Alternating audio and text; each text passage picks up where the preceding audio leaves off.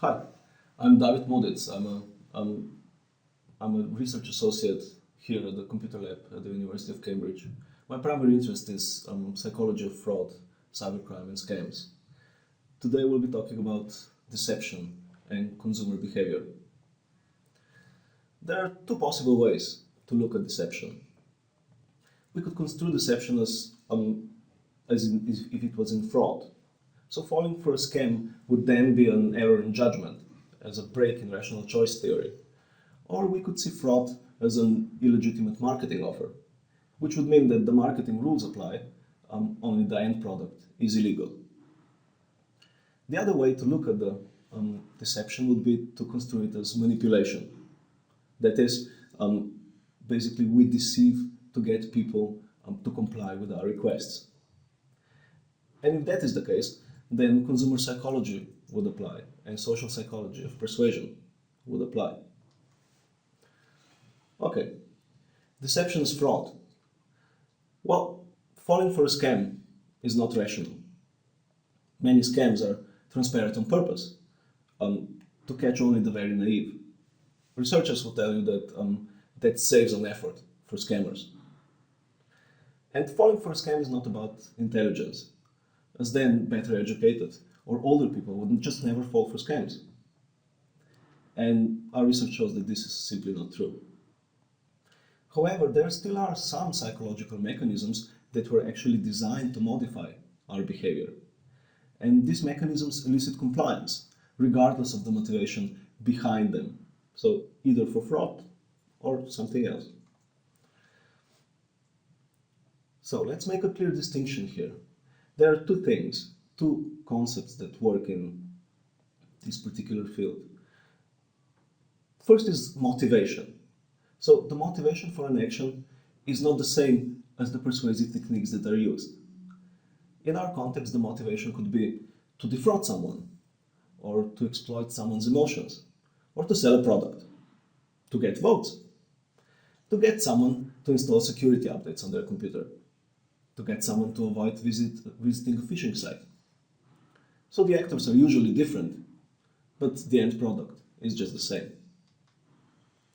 Regardless of intent, the mechanisms just work. The government agencies, the scammers, the politicians, and the security experts are free to use the same persuasive techniques that have been distilled over hundreds of years. And many of them do in fact use them. Here are just a few examples of persuasive techniques that have been empirically proven to work for good and bad guys alike. Self-control. The inability to control oneself leads to impulsive purchases, to responding to scammers, to engaging in risky behaviors, to ignoring security advice, and many other things. Lack of premeditation. So premeditation, or the consideration of future consequences, plays an important role in consumer decision making. For example, the ability to predict future outcomes influences fraud compliance, makes us more likely to fall for scams if we don't foresee what's going to happen.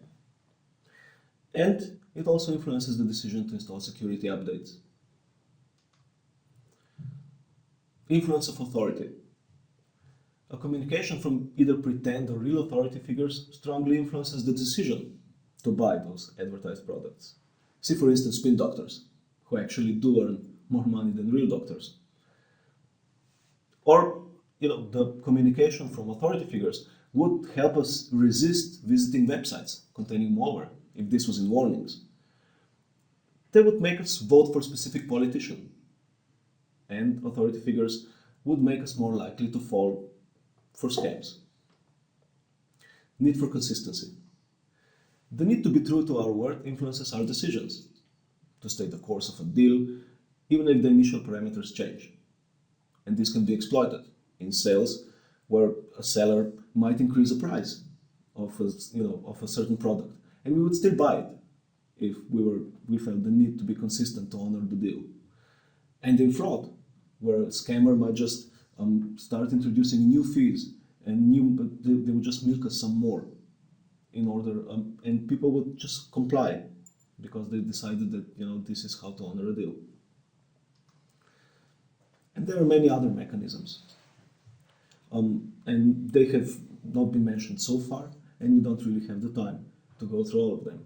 But for instance, the just world fallacy, which specifies that people believe that because they are honest, everybody else is honest too. And then that can lead to exploitation. The sunk cost fallacy, where people say, well, I've invested so much into something, so if I stop investing now, then I'll certainly lose everything. So it makes more sense to invest some more. But that just increases the losses in the end. There are costs associated with persuasion. So if the use of the persuasive techniques lead to direct victimization, like in fraud, then there are short-term financial costs, and there are also other long-term impacts.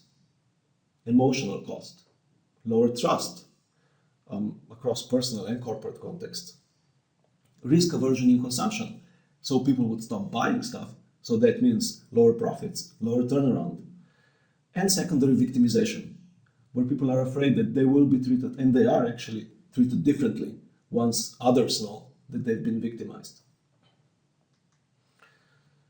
And there are costs associated with indirect victimization. So, if we use persuasive techniques to manipulate people, then nothing happens until they realize that they have been used. And then a number of possible outcomes will appear. So there will be an increased resistance to all requests perceived to be in the same context. So people might be reluctant to be fooled again in the same context, and they might be skeptical, towards all offers, regardless of how good or well-intentioned they may be. So they might stop listening to security advice, for example. In conclusion, so the use of deception in marketing and security is common. So do you actually need a particular antivirus? So is the state encryption really protecting your privacy? Does Gmail two-factor authentication protect you when the NSA wants to read your mails?